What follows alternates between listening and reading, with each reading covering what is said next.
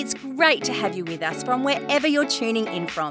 For more information about Elevate Church or to contact us, head to our website elevatechurch.me and take us wherever you go by downloading our Elevate Church AU app. We hope this message inspires and helps you to take your next steps in your journey. Good. Hey, good morning. Last Sunday, live experience for 2022. So great to have you here. And this is the last week of a mini-series we've been teaching called 'Tis the Season. And really we've taken December to intentionally dial our focus even more into Jesus. And the run up to Christmas, which you probably noticed, there's a lot of moving parts. And the most important moving part we would put to you is Jesus. And so this is us focusing on him. And the first week we taught on, or Rob, one of our teaching team, taught on 'Tis the Season for gratitude. And Rob put out a little bit of a thought experiment, which a couple of our team tried. He said, try this. See if you can feel gratitude and grumpy at the same time. And a couple of our team tried it and failed. Not possible. So like that, maybe someone tried that this week. Last week, I preached about 'Tis the Season for joy, that we can find joy in the season when we focus on the joy that's in the reason. Now, we do have one of our people whose name is Joy, and I gave you the task while I was preaching to keep a running tally. How many times did I mention your name in last week's message? 25, yeah, all right, okay, well played, all right, free coffee for you. Now, today I want to preach about and teach on 'Tis the Season for hope. And some of you know this, life and including the run up to Christmas can be full of disappointment. Now, has anybody been listening to Christmas songs? Anyone? Christmas songs? Yeah? Now, some people have said that Mariah Carey owns Christmas. And essentially, I didn't say I said it, just it's been said. And it's largely because of her song, All I Want for Christmas Is You. If you're wondering if that song's a big deal or not, it earns her US $3 million per year in royalties. In other words, for doing nothing. She wrote one song, went into a recording studio, and now she's rich. But think about that song for a minute. I mean, think about if you're the person, you're the dude that she wrote that song to. All I want for Christmas is you. And you think, and you hear it for the first time, you think, oh, wow. Until you rewind it and realize the opening line of the song is, I don't want much for Christmas. It's the ultimate burn. Very, very, very disappointing. But when I think about that word disappointment isn't the opposite of hope, and hope isn't the opposite of disappointment. Hope really points to this idea that when we go through disappointment, that isn't the end of the story. We haven't reached the end of the narrative, that God is still at work, and we hold on to hope that better days are ahead, that God can actually work and lead and take us through this season of disappointment and actually come out the other side having learned, having grown, and having had character developed in us. So what I want to do is, if you've got your smart device, sorry, this screen's going on Christmas holidays, scan this flow code with your camera. It's going to take you to Matthew chapter 2. Matthew's one of the biographers that wrote about Jesus' life and ministry while he was on the earth. He actually had a front row seat. He was kind of handpicked by Jesus. He was in a tax collector before becoming a Jesus follower. Not to say they're always mutually exclusive, but in his case it was. So scan that. Anyway, I'm going to take you to that. And what I want to do now, Wham focused on the last Christmas. I want to focus on the first Christmas, all right? George Michael, we miss you. And I specifically want to take us to the first thing that happened after Jesus was born. We had a little open video that kind of pointed to this, okay?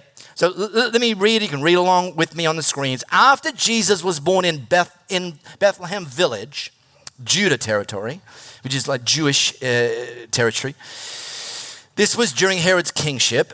a band of scholars arrived in Jerusalem from the east. And they asked around, where can we find and pay homage to the newborn King of the Jews? We observed a star in the eastern skies that signaled his birth, and we're on pilgrimage to worship him.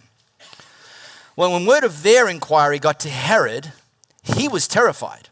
And not Herod alone, but most of Jerusalem as well. So Herod lost no time.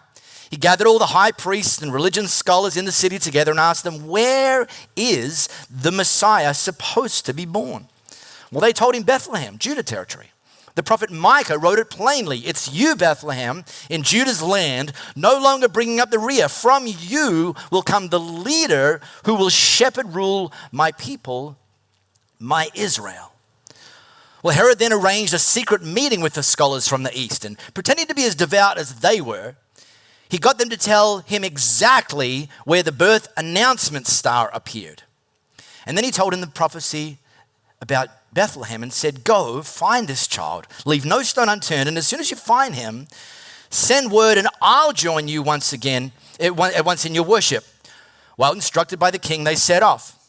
Then the star appeared again, the same star they'd seen in the eastern skies, and it led them on until it hovered over the place of the child. They could hardly contain themselves. They were in the right place. They had arrived at the right time. And they entered the house and saw the child in the arms of Mary, his mother. And overcome, they kneeled and worshipped him. And then they opened their luggage and presented gifts, gold, frankincense, myrrh. In a dream, they were warned not to report back to Herod, so they worked out another route and left the territory without being seen and returned to their own country. This was like the first scene after the birth of Jesus. Now, we often see, especially in the lead up to Christmas, what we've kind of become known as nativity scenes, which kind of depicts like the usual suspects that were orbiting around Jesus. Now, of course, typically there's Joseph, then there's Mary, and then there's Jesus. A couple of things I want to point out with most nativity scenes. Mary almost always looks in remarkably good shape for someone that's just given birth. Just saying, well played. And Jesus, he's the oldest looking newborn that's ever, I mean, this guy, I think, look, he's looking like, he's only a couple of months away from needing to have a shave. Like, hey, how you doing? So anyway, that's weird to me, just is. So there's a newborn Jesus with, anyway, a mullet. Anyway, and then you'll probably, in some nativities, you might find angels kind of orbiting above. You might see some shepherds that kind of come into the scene, and then this livestock, because he was born in a sort of a barn kind of setting. Then you'll oftentimes find these three guys that we've just read about. Now, the Message version that we just read from calls them a band of scholars. Now, it doesn't actually tell us what their field of study or their field of expertise is. It just says this band of scholars. So there's a clue that they were into something, but it doesn't kind of tell us what they were into.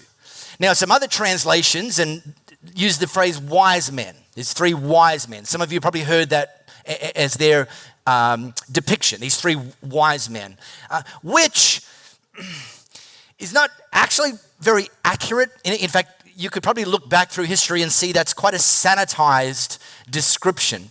And one of the reasons that's become a sanitized description is the actual tradecraft of these three dudes. They were referred to as magi. Now, some of you have probably heard that expression, the three magi. This phrase magi, we don't have it in our modern vernacular, but it actually has the same root as the word magic. I see a couple of you feeling uncomfortable. Can we go back to wise men, please? Essentially, they were astrologers, not astronomers. Galileo, astronomer. These guys, astrologers. They actually studied the stars, not to learn about interplanetary. They studied the stars because they actually believed that the stars could actually give us wisdom and tell us our fortune and our future direction. And they were, and other people in that same career would be contracted to the kingdoms of Persia and the Babylonians and so on and so forth to give like consults to the rulers. Like, tell us what the stars, hello, lights have gone on holidays as well? Oh, geez, just as well. I mean, you can't have this face getting blacked out.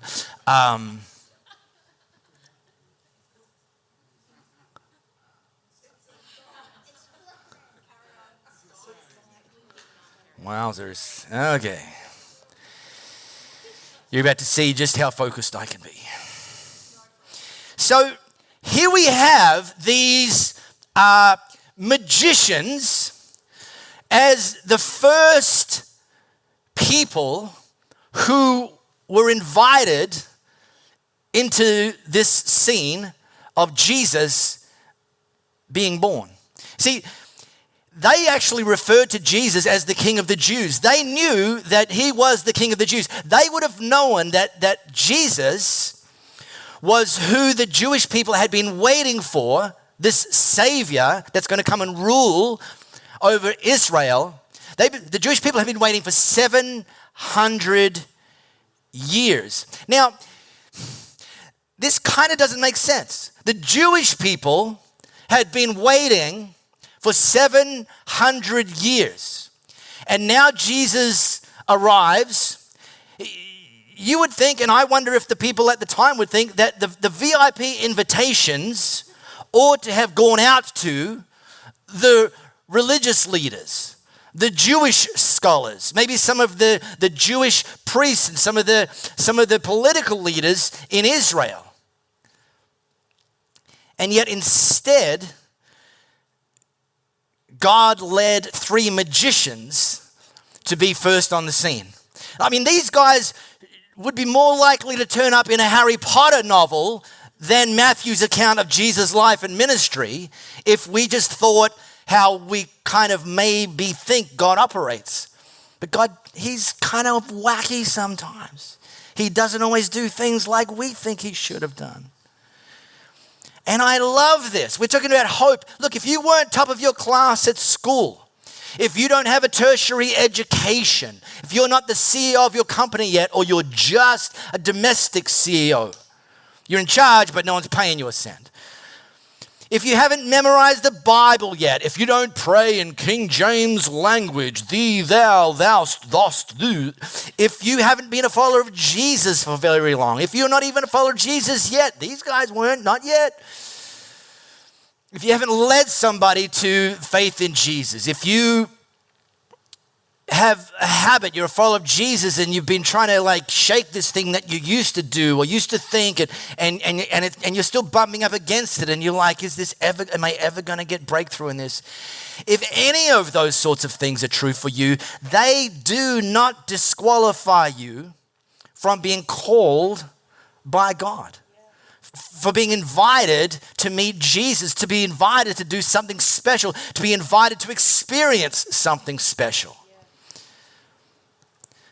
I mean, these magicians, they were unlikely choices. I mean, not only would they not expected to go number 1 in the draft, they didn't even get nominated for the draft. And yet they got drafted as the number 1 draft picks.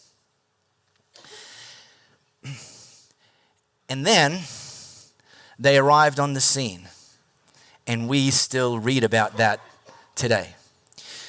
There's a couple of things they did that I want to double click on this morning that ultimately, because they did them,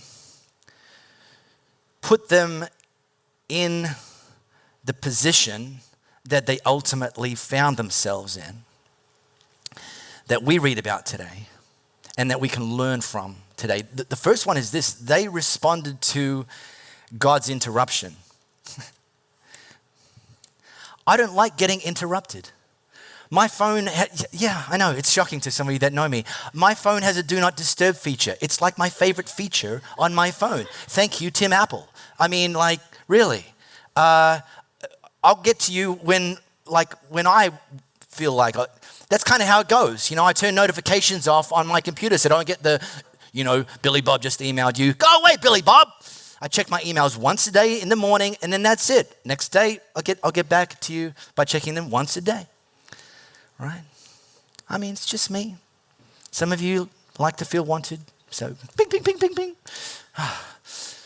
These guys got interrupted by God. And in fact, got interrupted to respond to something that wasn't in their wheelhouse. They weren't Jewish. They hadn't been waiting 700 years. They lived elsewhere. And God said, hey, you come over here. And had they not responded with a yes, had they not moved in the direction that God was calling them, we wouldn't be reading about them today.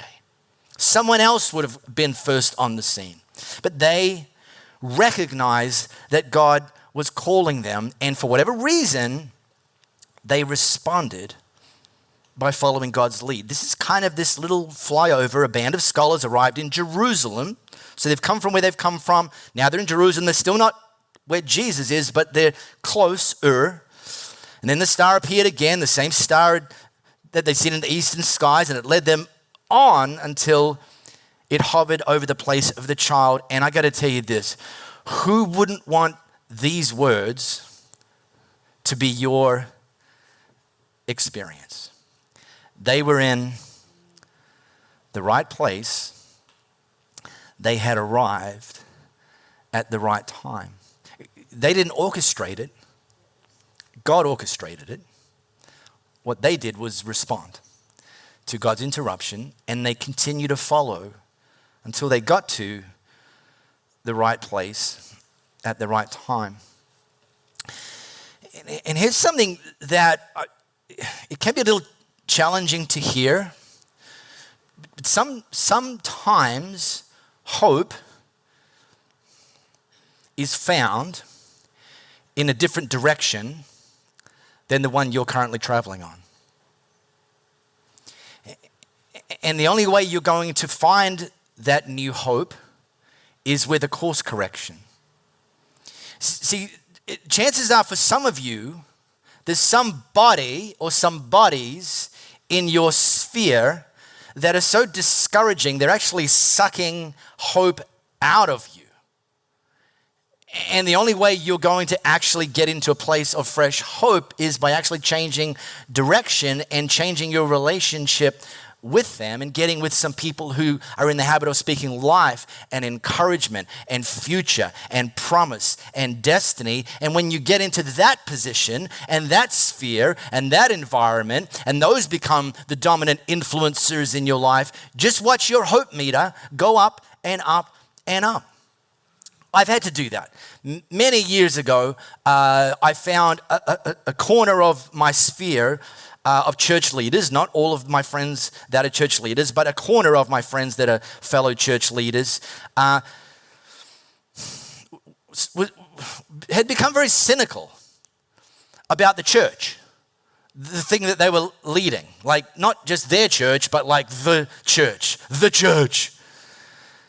It's like, yeah, the church is not perfect. Elevate Church is not perfect. Your church is not perfect. However, I still, to this day, sit here before you and convinced more than ever that the church is the hope of the world, that the church's best days are ahead, that God is not dead, He's not unemployed, He's not disengaged and disconnected. He's not unwilling or unable. And I stand on the promise that Jesus, when He declared, I will build my church and the gates of hell will not prevail against it. That wasn't a promise just for the early church. I will build my church and 30 years later we'll just kind of shrink wrap it and then everything else will just be downhill from there. And I'm like, the more I listen to you buffheads, the more discouraged I'm getting. And I'm starting to think, am I just being like an idealist? Am I like in denial that the church isn't perfect? And so I had to I liked them, but this vibe wasn't the vibe that was taking me to a place of hope. And so I literally had to change direction, disengage from them, and my church leader buddies that I hang with and who I get influenced by are all hope-filled, and they speak the same sort of words that I've just spoken about the church when we talk about the church.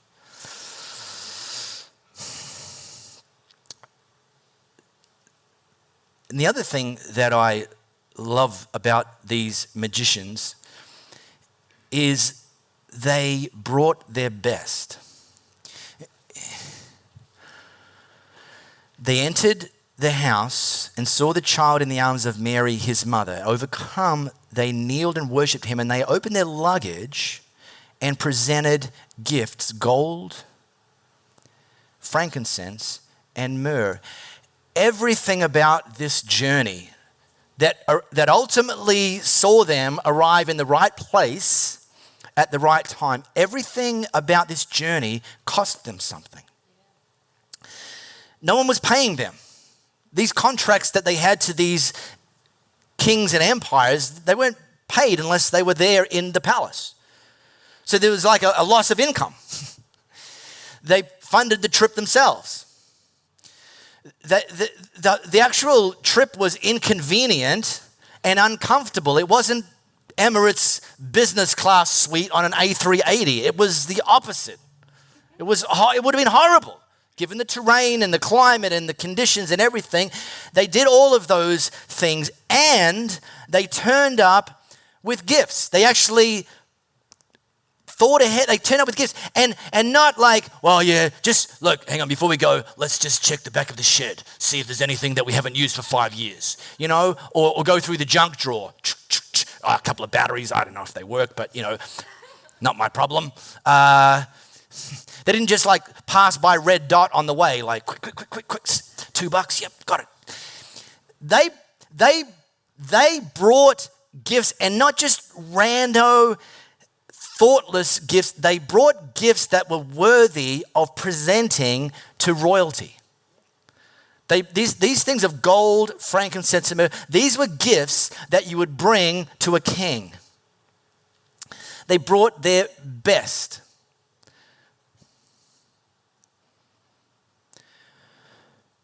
There's a female preacher, and some of you sort of church veterans will, if I said her name, you'll have heard of her, and some of you maybe have listened to her preaching and so on and so forth over the years.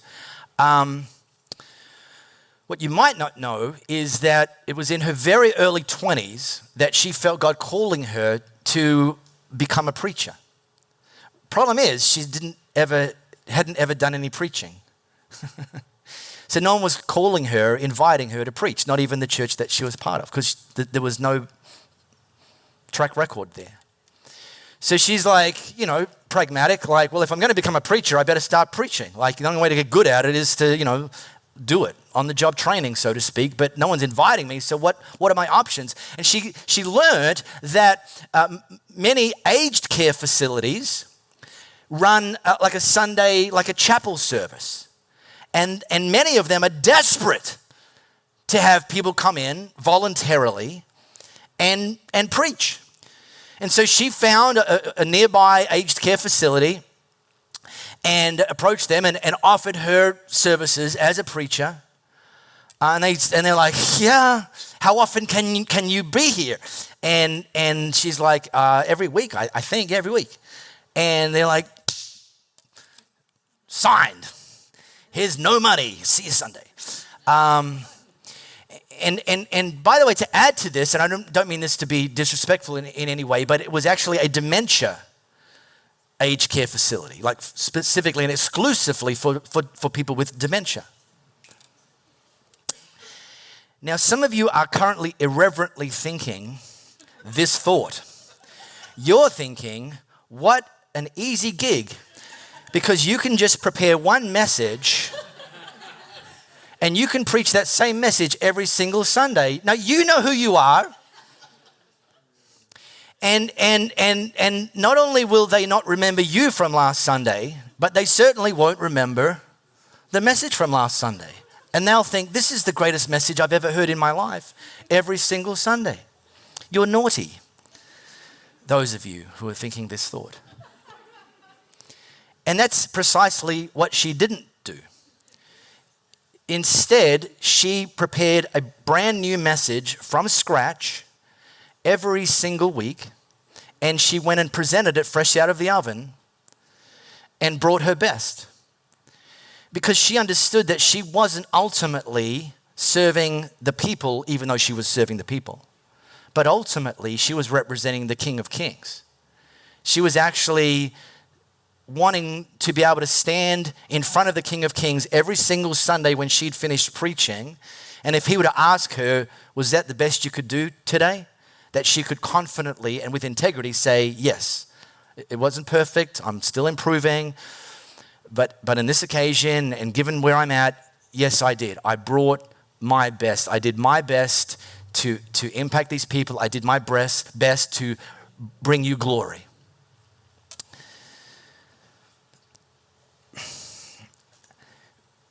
About a month ago, I was hanging with one of our team, and I said to them, I said, listen, I want you to know that one of the things I value about you as a team member, there's a lot, but one of the things I value about you as a team member is I know that when I see your name scheduled in the run-up to a Sunday, I know that I just know, I already know that you're going to be here, that you're going to be here on time, that you're going to be here prepared, not running around like a headless chicken because you didn't get to prepare, and that you're going to execute on the role that you have been scheduled for. I love that about you. It's like as a leader, I love that. It instills me with confidence, and I know that we've got team members all across Elevate that when you do what you do, we're better for it, and people are better for it. And this wasn't meant to turn into a mutual compliment moment, but I was thrilled that they responded to me. Thanks, appreciate that. Let me say one of the things I appreciate. This is them saying one of the things I appreciate about our teaching team, and I hadn't even taught that Sunday, is that you guys always turn up really well prepared. And I said, yeah, we do. And here's why: because what we do matters. This isn't a TED Talk, as much as I do like myself a good TED Talk. This isn't a TED Talk.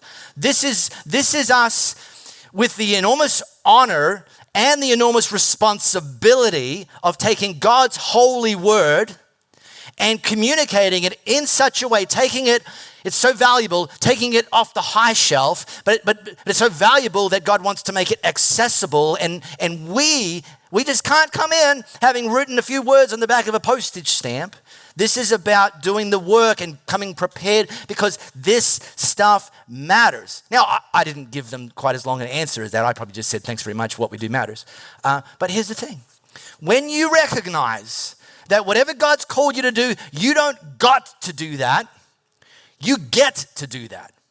Of all of the people he could have called, he chose you. Of all of the people that he could have overlooked, he didn't overlook you. And when you recognize that and respond to that, then the only appropriate response is to bring our best. Now, just let me highlight, we're not talking about perfection. That doesn't exist on earth. It only exists in heaven. Okay? So sometimes your best on any given day might be worse than it was the last time because, Junior vomited in the car on the way in and disrupted some of your plans. Because you were sick Wednesday, Thursday, Friday. You're better on Sunday, but you missed a few days and you're trying to catch up. Our best is actually a moving target, okay? So the idea isn't that you beat yourself up if you don't bring something as good as you once did before, but it's that when you've done the thing that God called you to do, and he stands before you and just asks you very gently, very lovingly, it's not like a public flogging's about to happen, just a simple question, was that your best? That you would be able to look him in the eye with all integrity and say, you know what? Yeah, it was. And he says, well done, good and faithful servant. Like the magicians, doesn't mean it's always going to be convenient, comfortable, on your terms, in your timing, when you're ready. But ultimately, has the opportunity to take us to the right place at the right time. Now, you guys, music team's going to come up and we're going to finish with a real declaration. But I want us to pray before we do. But before we pray, let me just say something that's on my heart for you. And that is that this Christmas, thanks Tara, that this Christmas, that you wouldn't just celebrate what God did 2,000 years ago, although let's be people that celebrate what God did 2,000 years ago and what that's made possible. Also, that we would be people that celebrate and are celebrating what God's doing now in our lives and in our spheres, and that we would celebrate the God who's working, the God who's promising, the God who's looking ahead, the God that's speaking over your future and your promise and your potential, that he's speaking promises that you haven't seen yet, but when he speaks a promise, it's as good as done and it will get there in the right time. And then, that we, because there's hope in that, right? And then that we would be people that also, leading into Christmas, have that same prayer for the people in our sphere, whether they're followers of Jesus yet or not. That God would be at work, cutting through the noise, interrupting them, getting their attention, and that they would respond in the way that God's calling them to respond. So how about we stand? I'm going to pray for them. You all can pray for yourself, all right? It's a DIY prayer. But I'm going to pray for the people who aren't here that are in your sphere as we run up to Christmas. And then we're going to sing this song. It's a new song, but it's not too difficult. It's called Hope Has a Name. See, Jesus doesn't just bring hope. Jesus is hope. And getting close to him means that we're accessing hope at all times. So God, I thank you that you use us to reach people and build people. That we're not to be a community club with a closed membership. That God, instead that we are always looking beyond what about me and saying, God, use me. Use me, lead me, take me to the places, take me to the people, take me to the opportunities. Let me see them. Give me the strength and the courage to respond to them. That will see me, see us living our lives on purpose, with a purpose, to see your kingdom expanded, to see people like the magicians meet your son Jesus and bow before him and worship him and see hope manifest in their lives as well. God, in all of the noise, in all of the busyness, in all of the things that have been layered onto Christmas, that this will be the number one thing that cuts through the noise, that you, Jesus, will be glorified. God, that as we gather next Saturday to celebrate Christmas as Elevate Church, with new people joining in, with first-time guests joining in, with curious onlookers joining in, that you will use us, God, that you will use this team, this place, this environment, this atmosphere to bring your reality into a tangible, accessible experience for the people gathered here next Saturday as well. So we're going to declare this, that hope has a name. Jesus, Emmanuel, God with us. We really hope you got a lot out of this message. If you live in the Perth area, we'd love for you to join one of our live experiences. For times and directions, as well as information, head to our website, elevatechurch.me. For those of you beyond the Perth area, we'd love for you to connect with our online experience, which premieres every Sunday via YouTube and Facebook Live, and on demand immediately after.